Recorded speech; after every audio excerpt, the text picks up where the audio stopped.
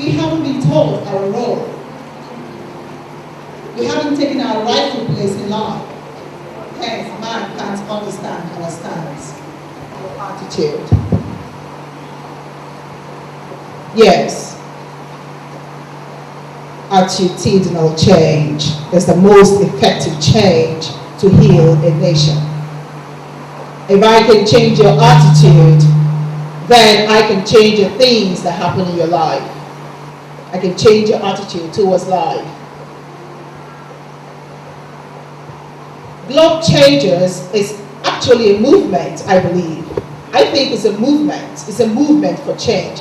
It's a movement to heal the youths of Nigeria emotionally. People think you only need spiritual healing. No, you also need emotional healing. The reason being is that casting out demons from you, spiritual demons, it's not going to cast out the demons that we inflict in ourselves through challenges. Yes, there are spiritual demons, oh, trust me, all over. But also there are other demons within us that are not spiritual. And those are the type of demons I want to address today.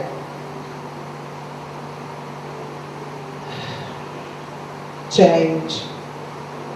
Change is a big, big word, and it's a big, big deal. And most of us are afraid of the change. We are scared to hear that word because we think, oh, what are we trying to change? I'm okay where I am.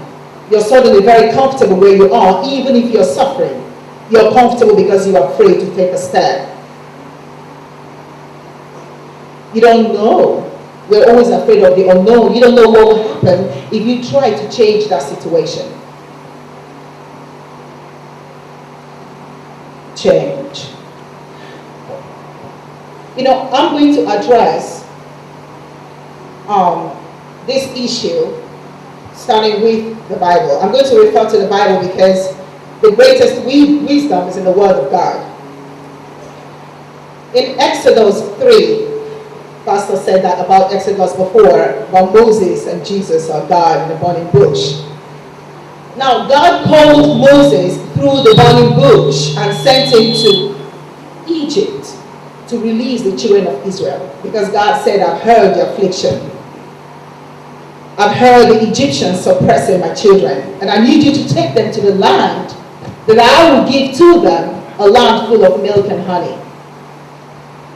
And Moses said, God, who am I that I should go to Pharaoh, bringing out the children of Israel from Egypt? Oh, darling, somebody please tell me that's a low self-esteem. That is a low self-esteem. God is asking you to go. I mean, God, the King of Kings, the powerful Jehovah. He said, go to Egypt and release my children from bondage. And you said, who am I that I should go to Pharaoh, bringing out the children of Israel? No. You have a low self-esteem if you think you are not capable, even though God said it is your purpose in life. Even though it is His will for you. A lot of us are like Moses. We have low self-esteem. And that brings me to the topic. The topic of this evening is self-esteem and low self-esteem. Self-esteem is the key factor to human existence and growth. It is a forceful element that drives your dreams and your goals and even your interactions with other people. If you lack self-esteem, then you are in trouble. Your own finisher.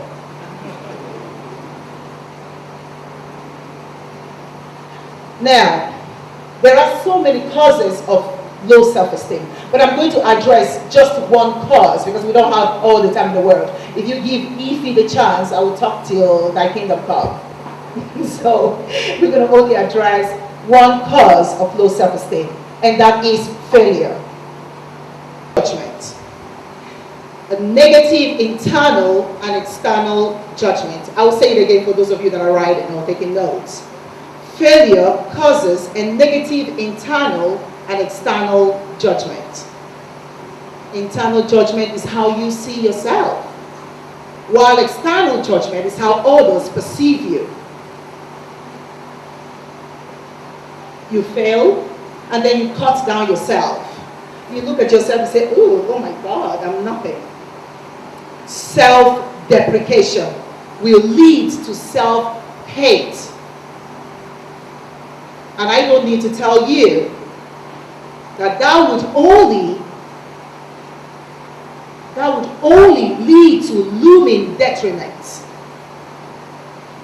When self-hate enters into your being, it does that through your untrained mind and will affect your very soul. It takes over your relationship with yourself and turns it into something very dark and deforming.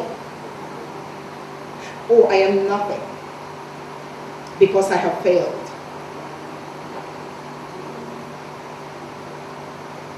The negative effects of self-hate is extensive. I'm going to give you a few examples of the negative effect. One, your judgment of people and things will be distorted. Even when someone has a positive intention towards you, you would doubt them. Oh, what does she want from me? What does he want from me? Somebody always wants something negative from you. Oh, they always want to use you. They always want to exploit you. Oh, of course, there are people that really want to do something negative, that really, really do have negative intentions. But not everyone. But because you have a low self-esteem, everything around you is negative. Two, you live in fear. Oh, fear. Ugh. Fear. That's a big one. You can actually evoke more failure through fear.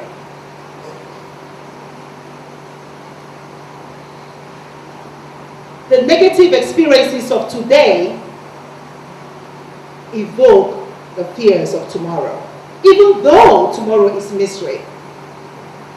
But be aware that the fear which generates negativity will actually evoke more failure. Yes, it will. So you have to be very careful, very, very careful, not to allow negative manifestations. Because that's exactly what's going to happen. You will feel less. People that are undeserving of you, because you guys, so that people will know that you're seeing these zombies, so that they them. And all you worry about some illusion. Eeefy. Okay. I go by one name Eeefy, but actually my last name is Ike. Eeefy Ike. So today you preached on so many issues. Can you tell us the theme of your message and what you tend to achieve? The theme of the message is self-esteem. and low self-esteem.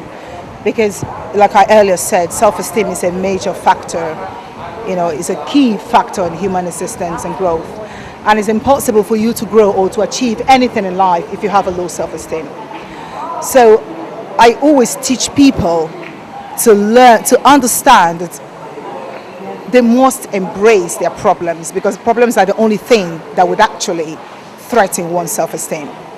So if you learn to embrace those problems, then you would never have a low self-esteem problem. You would just focus on seeking solutions to your problem instead of wallowing in those problems, because